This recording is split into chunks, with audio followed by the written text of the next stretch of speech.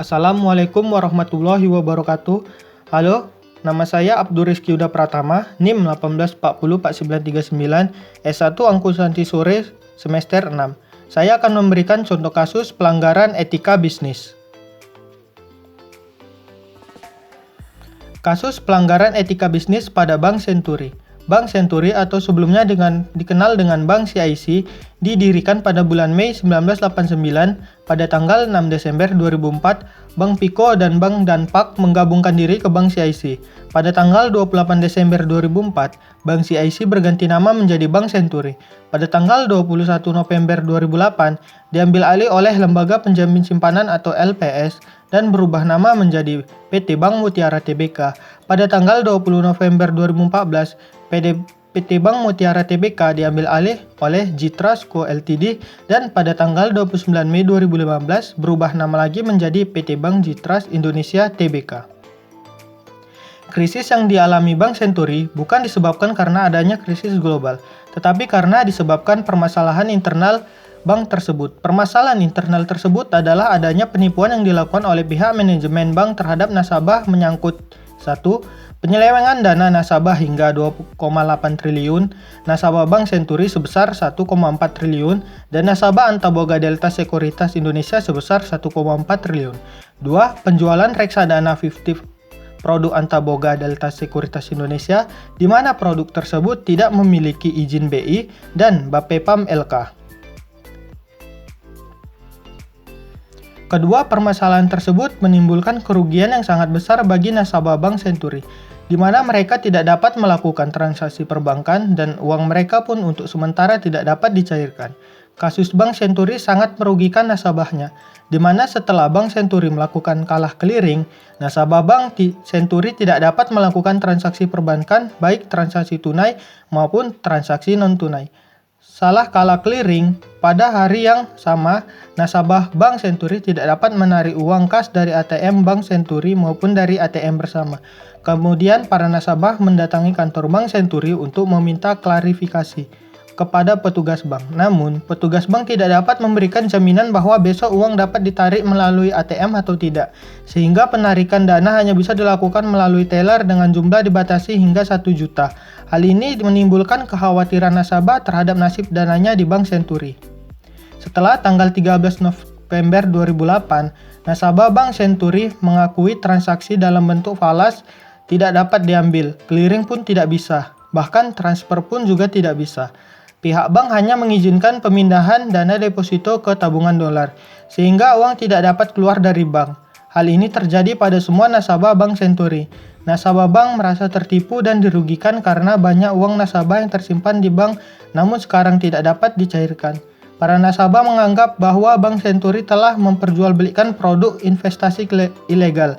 Pasalnya, produk investasi Antaboga yang dipasarkan Bank Senturi tidak terdaftar di Bapepam LK dan sudah sepatutnya pihak manajemen Bank Senturi mengetahui bahwa produk tersebut adalah ilegal. Hal ini menimbulkan banyak aksi protes yang dilakukan oleh nasabah. Para nasabah melakukan aksi protes dengan melakukan unjuk rasa hingga menduduki kantor cabang Bank Senturi. Bahkan para nasabah pun melaporkan aksi penipuan tersebut ke Mabes Polri hingga DPR untuk segera menyelesaikan kasus tersebut dan meminta uang deposito mereka dikembalikan. Selain itu, para nasabah pun mengusut kinerja Bapepam LK dan BI yang dinilai tidak bekerja dengan baik dikarenakan BI dan Bapepam tidak tegas menutup mata dalam mengusut investasi 50 Bank Senturi yang telah dilakukan sejak tahun 2000 silam. Kasus tersebut pun dapat berimbas kepada bank-bank lain, di mana masyarakat tidak akan percaya lagi terhadap sistem perbankan nasional, sehingga kasus Bank Senturi dapat merugikan dunia perbankan Indonesia. Cara penyelesaian masalah etis. 1. Menetapkan objektivitas. Yang melakukan analisis data adalah KPK sebagai lembaga yang memberantas korupsi yang telah merugikan negara dan juga masyarakat. 2. Amati situasinya, identifikasi permasalahannya. Skandal pemberian aliran dana yang begitu besar dan penyalahgunaan aliran dana yang telah diberikan LPS atau pencucian uang dan juga masalahnya berkaitan dengan korupsi. 3. Analisis permasalahannya. menggunakan pendekatan standar moral termodifikasi atau modified moral standard approach. Apakah memberikan manfaat bersih untuk masyarakat? Iya, karena agar masyarakat lebih berhati-hati dalam berinvestasi. Apakah adil bagi semua pemangku kepentingan? Adil bagi pihak internal karena para petinggi perusahaan sudah dijatuhi hukuman penjara dan juga denda. Apakah tindakan yang dilakukan ini benar? Tidak benar, karena perusahaan sudah menipu banyak nasabah. Apakah hal ini menunjukkan kebajikan yang diharapkan oleh pemangku kepentingan? Budi Mulya selaku tersangka mendapatkan hukuman dan mengganti kerugian. 4. Tentukan penyebab masalah. Perusahaan lebih mementingkan keuntungan untuk pribadi dan melanggar kejujuran hingga mengabaikan nasabahnya hingga nasabahnya tidak ada lagi keloyalitasannya kepada perusahaan. 5. Tetapkan tujuannya. Perusahaan mendapatkan hukuman seperti ancaman penjara dan juga denda yang dilakukan perusahaan serta mengganti kerugian-kerugian yang dialami oleh para investor maupun nasabah. 6. Jelajahi pilihannya.